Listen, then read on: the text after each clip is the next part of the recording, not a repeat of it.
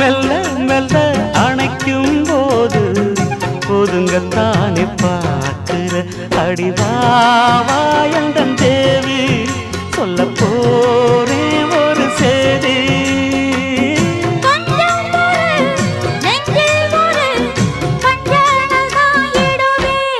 நானாத்து மேட்டு தோப்புக்குள்ள அடி அந்தி சாயும் நேரத்துல